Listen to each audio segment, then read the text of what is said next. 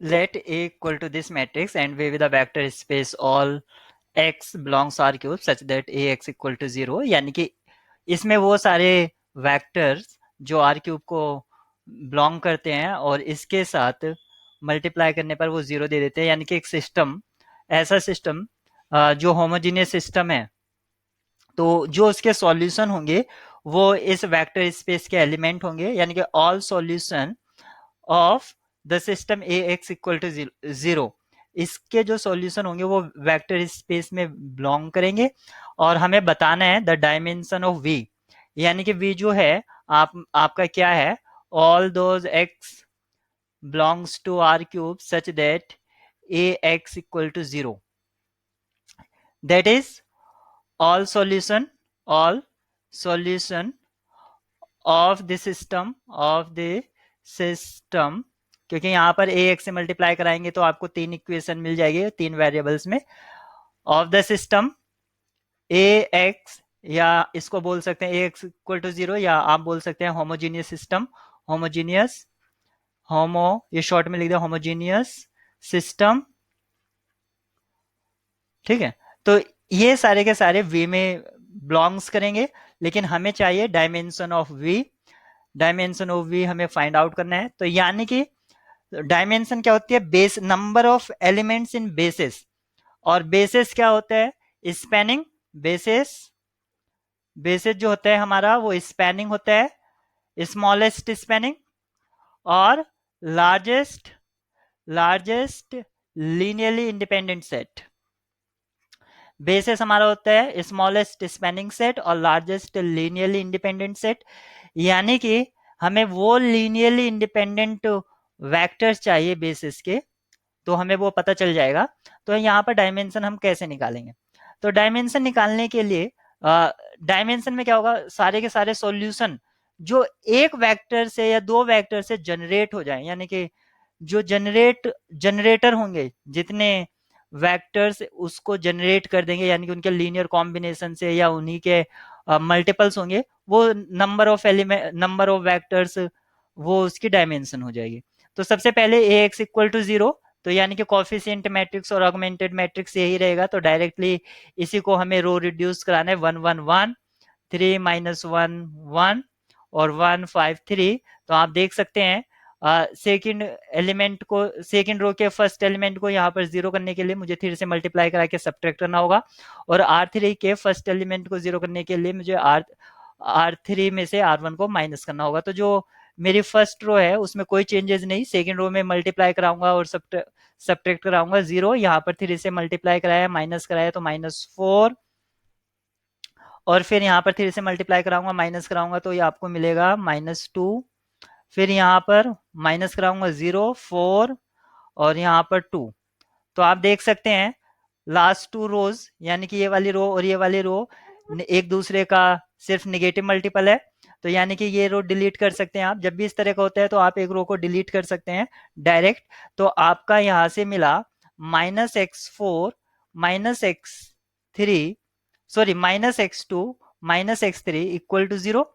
और x3 यहाँ पर फ्री वेरिएबल है क्योंकि एक पाइवट पोजीशन ये है, एक पाइवट पोजीशन ये है, तो इनको बेसिक वेरिएबल, बेसिक वेरिएबल आपके 2 हो गए और फ्री वेरिएबल आपका 1 हो गया है। तो जो फ्री वेरिएबल होते हैं वही एक्चुअली डायमेंशन देंगे इसकी, जो फ्री वेरिएबल होगा वही डायमेंशन होगा, क्योंकि जो बेसिक वेरिएबल्स होते हैं उनको हम लिख सकते हैं फ्री वेरिएबल के टर्म्स में, बेसिक वेरिएबल्स को हम लिख सकते हैं, basic variables can be written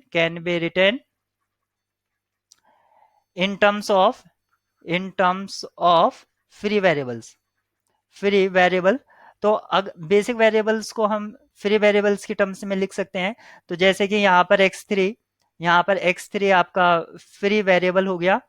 तो यहाँ पर सॉरी ये -4, ये -4 x2 और -2 टाइम्स x3 इक्वल टू 0 रहेगा, और तो यहाँ से आपको 2 से डिवाइड करा दीजिए पूरी इक्वेशन को, या निगेटिव से डिवाइड करा दीजिए, तो ये हो जाएगा 2 times x2 - x3 equal to 0, यानी कि x2 का जो वैल्यू आया वो माइनस के हाफ x3 आया। x2 का जो हमारे पास वैल्यू आया x2 का, वो माइनस हाफ x3 आया। और इस हिसाब से ये जो लास्ट इक्विवेलेंट मैट्रिक्स हमें मिला था, x1 का वैल्यू क्या होगा, -x2 -x3।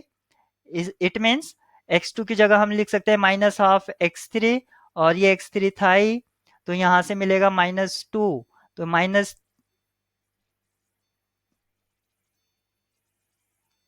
यहाँ पर आपका मिला x2, तो x3, तो ये पॉजिटिव, तो पॉजिटिव हाफ मिलेगा, एक्चुअली पॉजिटिव मिलेगा।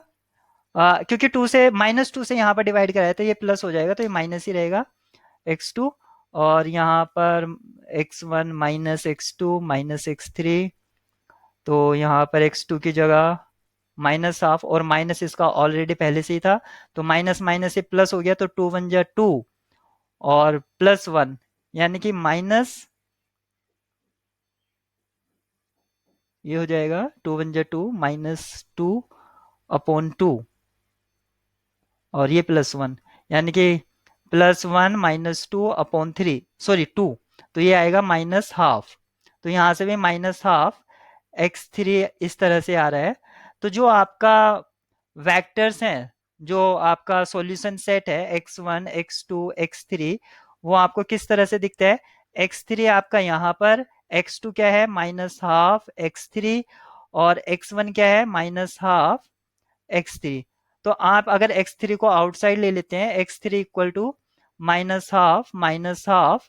और यहाँ पर 1 आ जाएगा। यानी कि इसी वेक्टर के सारे लीनियर कॉम्बिनेशन होंगे, यानी कि मल्टीपल्स होंगे या लीनियर कॉम्बिनेशन होंगे। यानी कि यहाँ पर एक ही वेक्टर लीनियरली इंडिपेंडेंट है, क्योंकि सिंगल वेक्टर है, और सिंगल वेक्टर सेट जो होता है वो लीनियरली इंडिपेंडेंट होता है। तो इस तरह से भी आप बता सकते हैं। या लीनियरली इंडिपेंडेंट सॉल्यूशन क्या होता है, जो रैंक आई थी, यहाँ पर 2 नॉन जीरो आई रोज थी, तो रैंक इसकी, rank of A equal to आपकी हो जाएगी 2।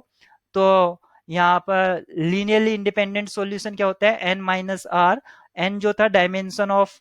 मैट्रिक्स था, तो 3, और आर क्या थी, रैंक 2, यानी कि एक लीनियरली इंडिपेंडेंट सॉल्यूशन है। आप इस फॉर्मूले से भी निकाल सकते हैं, या जैसे कि मैंने यहाँ पर किया, यहाँ पर तो एग्जैक्ट आपको सॉल्यूशन ही मिल गया है, सॉल्यूशन सेट ही मिल गया है। बस आप ये देख लेना कि कैलकुलेशन में तो कोई प्रॉब्लम नहीं है, -2 माइनस हाफ, और यहाँ पर x2 equal to minus half, तो ठीक है, यहाँ पर यही रहेगा। तो आप चाहे तो निगेटिव आउटसाइड भी ले सकते हैं, वैसे लेने की जरूरत नहीं है। तो यहाँ पर आप देख सकते हैं जो सॉल्यूशन सेट है x1 x2 x3, वो इसी वेक्टर का मल्टीपल्स होंगे। तो ये हमारा यहाँ पर एक ही वेक्टर लीनियरली इंडिपेंडेंट होगा। तो इसकी जो डायमेंशन है, डायमेंशन ऑफ v आपकी क्या हो गई, 1।